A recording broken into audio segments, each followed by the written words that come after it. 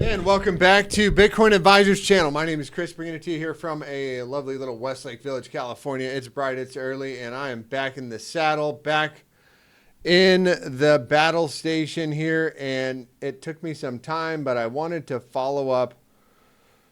I don't even remember where we were at, but I do want to give you guys something to look at over the weekend. Just starting off here with traditional markets. You know, stocks are making new all-time highs. Throwing it up there, heading it up there. I mean, we have a deep, deep target, but, you know, target number one for NASDAQ at 20,000. Dow Jones target has already been nailed, and S&P 500's got a little bit more to go here. So a bit of a catch-up trade when it comes to Bitcoin, as Bitcoin, you know, stocks, risk assets first, NASDAQ, right? And then Bitcoin typically follows. Now, Bitcoin is playing in a bit of a range here. And what do I want to bring to our attention? Not this red arrow, but a couple of things. Remember, the moons have fired off. 1, 2, the 5-day volatility momentum swing here. And I will start it off with that, as I think that is courtesy of Mr. Crown. Very, very nice setup. Nice statistics in play. I think I want to trash all these things. I'm going to remove the drawings. Oh, what a nice button that is. So looking at the 5-day time frame, which is a very powerful time frame. You know, the higher the time frame, the more powerful the signal is. We're going to call this the low, the higher low for Bitcoin. And we're going to say, look, volatility is extremely low as we're crossing momentum to the upside. And now, where does the invalidation come? Well, any kind of closure back below, you know, 60,000 on the 5-day, and I'll say this trade setup is invalid. But what this does absolutely say, this 5-day volatility says the average increase is about 42% from signal given. Now, to be fair, the signal hasn't actually popped off in my book. How would the signal pop off? Well, we got to see volatility expand above 20%. So once volatility expands above 20%, this little blue line, and you could probably front run it above 15%, but let's say above 20%, that will initiate a 42% move in either direction. Now, if the stochastic remains to the upside, that will tell us that, hey, prices are going to move 42% to the upside with the way the stock market is acting, right? With the stock market going up, with the good inflation news, right? Inflation's coming down. I took a look at the Fed rate hike tool, whatever they want to call this thing, the CME rate hike tool, right? Whatever this is. Some guys get in a deep little room and they pull out their green and red pens and they mark up the chart and they say, okay, based on the Federal Reserve, what those guys are saying, what's going on in the economy. Well, there's a 98% chance that rates remain the same going into the June 12th meeting. However, going into July 31st, we have a 12% chance of a rate cut. And in September, there is going to be a 45% chance that we get that rate cut. Now, that would be more in line with what we've been talking about all year long, is the Democrats are not going to let the market crash. They're going to lower rates at some point and save the stock market. Now, the stock market doesn't seem to be needing any savings. However, the market did pull back yesterday. The Fed minute meeting, or whatever Jerome Powell said when he got up there, kind of shook the market. Not really, but they basically said, you know, if inflation doesn't get under control, we are going to, you know, raise rates again.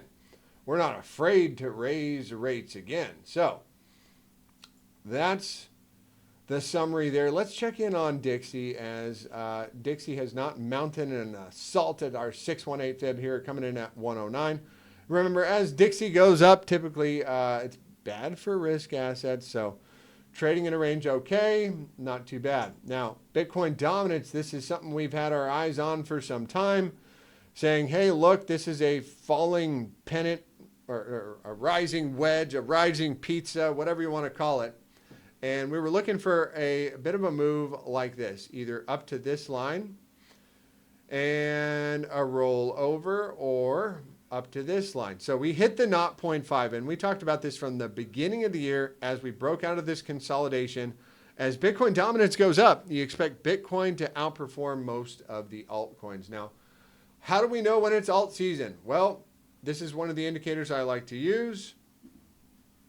Bitcoin dominance, which measures all the money in the dominance factor. Now, just something to note is that we could come down to this green 55, which let's just keep it on the 5-day here, which is a very powerful time frame. Momentum is already to the downside. This does look good for a big explosive move to the downside, especially if we close this next 5-day candle coming up in 1 day and 9 hours. As Bitcoin dominance goes down, you expect altcoins to do well.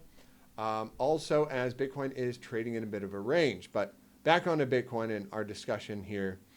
What would a 40% move, call it 42%, move out of this consolidation where we've been consolidating for about 2 months now?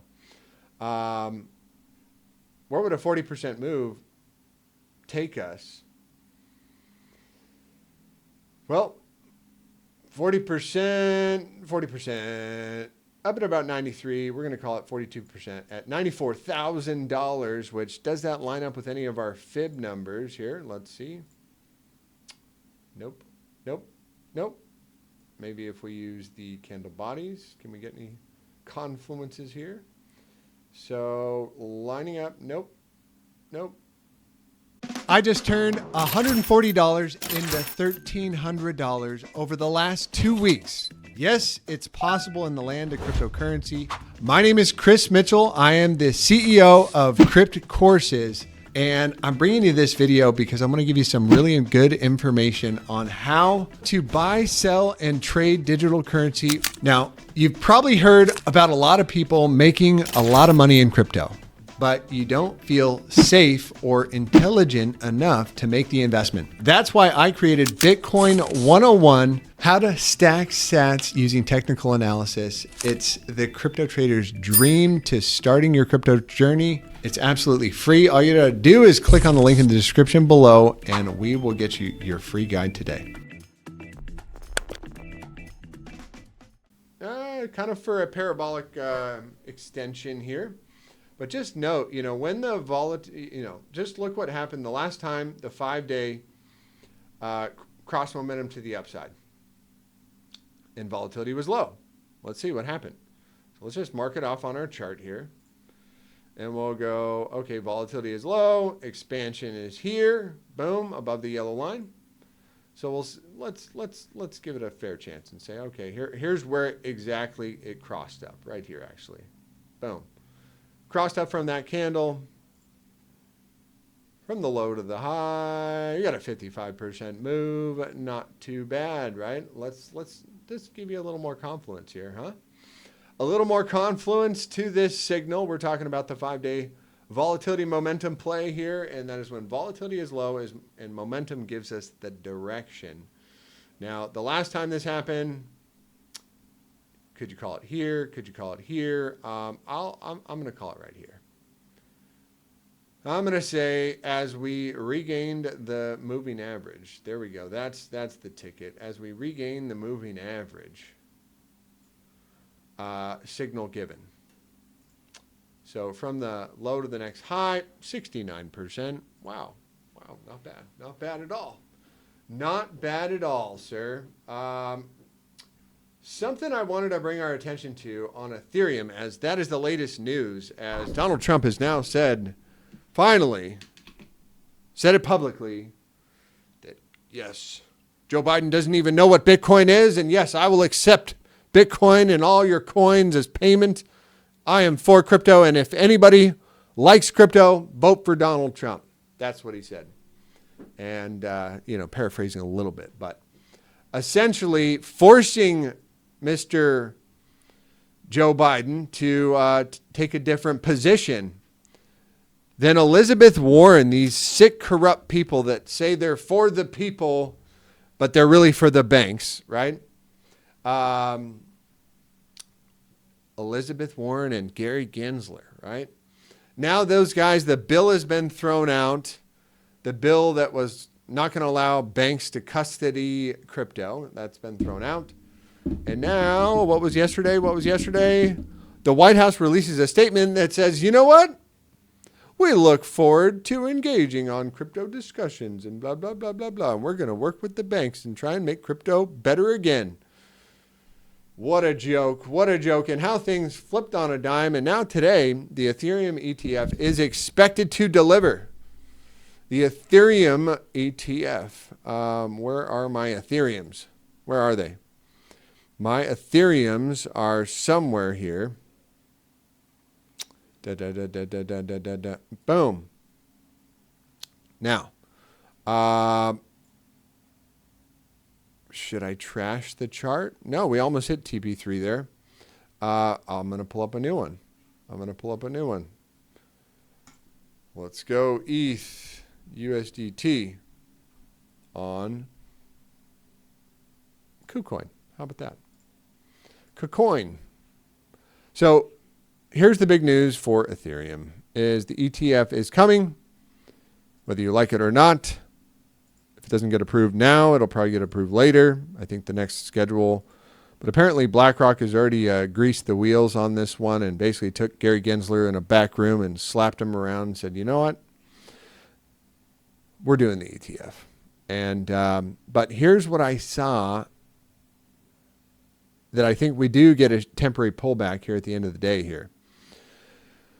Any kind of a closure back below 36.24 and going to come down and probably fill this gap here. Where was the gap?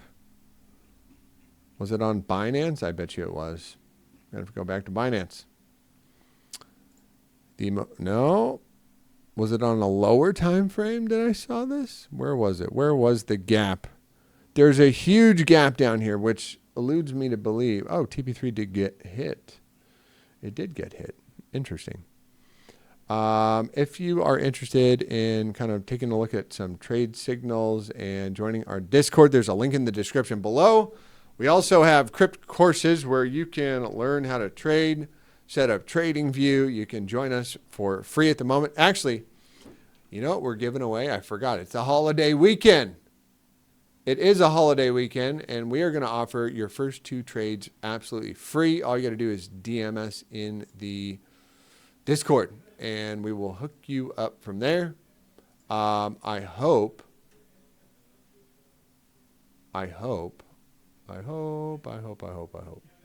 that somebody actually hits the like button. Somebody hits the like button, says, thank you, Chris, for coming back from the dead. Coming back from the dead. Yes, indeed. Needless to say, I think wrapping up that discussion on Ethereum, the Ethereum ETF, if it does not get approved, and I did see a gap somewhere. I was bringing something up for a reason here, and there was a huge gap on some exchange. I thought it was Binance, but apparently, it's Bybit. Let's see. ETH on Bybit. Let's see what Bybit has to say. Nope. Apparently, my eyes have been deceived, and now the chart is not lying anymore. There was a huge gap down here. So now just scratch that idea.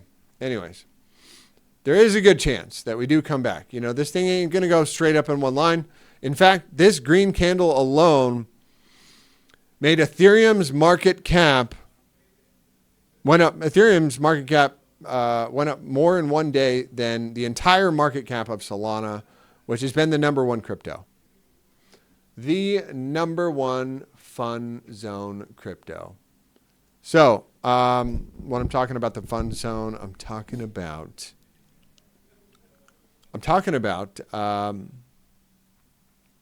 meme coins, of course, meme coins. All the meme coins. Anyways, what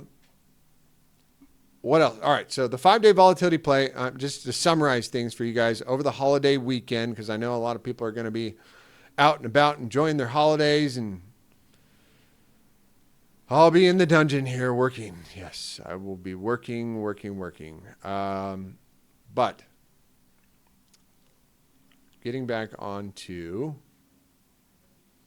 the 5-day volatility play, again, where does that take us? 42% higher over the next 36 days. It's about 94,000. So I'm just going to do that. I'm going to put a target and say, buy some Bitcoin, close your eyes, and hope for the best, sir. No, just kidding. It's not financial advice. I'm not a financial advisor, and don't do that. Pepe, we might as well all just been a meme coiner. Forget about all Bitcoin. Just buy some Pepe and make enough money to retire. But anyways, what I am seeing here about you can see this inverted head and shoulders. Target just got hit. Also, Bitcoin had one as well on the, I think it was the 4-hour time frame, 12-hour time frame. But you can see this inverted left shoulder, head, right shoulder, broke the neckline, hit the target, done. Actually, I think it has a little bit more to go. 74,000. Let's do the measurement on that. And I got to get rid of those flashy signals in there. All right, so neckline, right? So you measure from the neckline and the breakout, and from the bottom of the head, from the neckline, does give us a deeper target. I don't know what I'm talking about. That's 79,000. So there's your head and shoulders, and as long as we're above, essentially, I'd call it 65,000 now. That target is going to be valid. That's your line in the sand. You don't want to get below there. I would even raise it. 65,769. As long as we are closing those 12 hours above there, I would say that the Bitcoin is got pressure onto the upside. All right. Last thing I wanted to review was the moons. And I know a lot of you guys out there don't believe in the moons, right? The moons. But the moons don't lie. They just don't lie, sir. We just had another bull moon on the daily time frame. Look, we had a bear moon, down. Bull moon, that one fake out. Okay, bad moon on that one. But this one, bull moon. And I think the average move is something like 15% on this signal. Go back and back test it yourself. Don't trust, verify. But all these pressures are leaning onto the upside. Additionally, last point.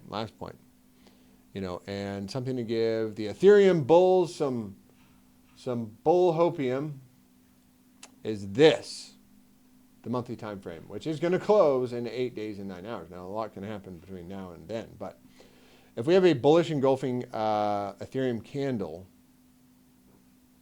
wow, can that target get a little deeper?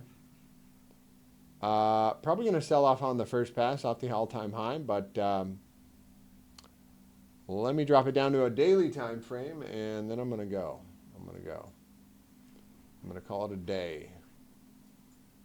Yeah, you would expect to sell off on the first pass here, but what is being said is that TradFi is much more willing to accept Ethereum as a highly esteemed internet technology. Why is that? Well, Ethereum has a use case, right? Ethereum, you can build an exchange. Ethereum, you can stake and earn rewards. Ethereum, you can build your own token. Ethereum, Ray Dalio and all the big wigs and all those guys explain it like Ethereum has a real use case where Bitcoin is just a store of wealth, a hard asset.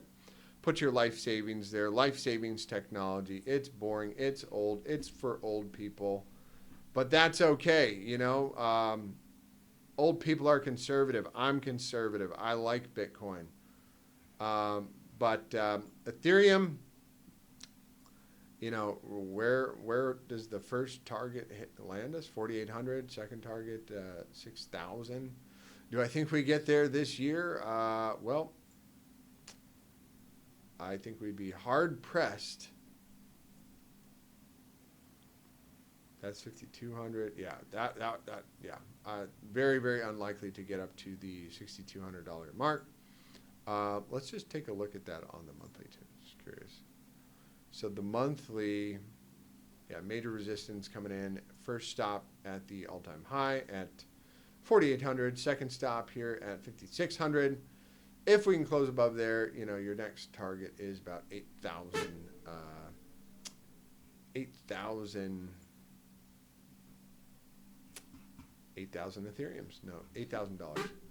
All right, that's it out of me today, guys. I hope you enjoyed. Make sure you like and smash the button and join us on Crypt Courses. It's a great day over the weekend where you can get your first 2 trades for free. All you got to do is sign up, send us a DM. We'll show you how it's done. Talk to a live person. Get some TA in your blood so that you can be prepared for the rest of the bull market, because it is coming whether you like it or not. It is coming with a vengeance. It is going to be here. And that's going to be it for me today, guys. That's my cue. All right. Have a blessed one. Take care.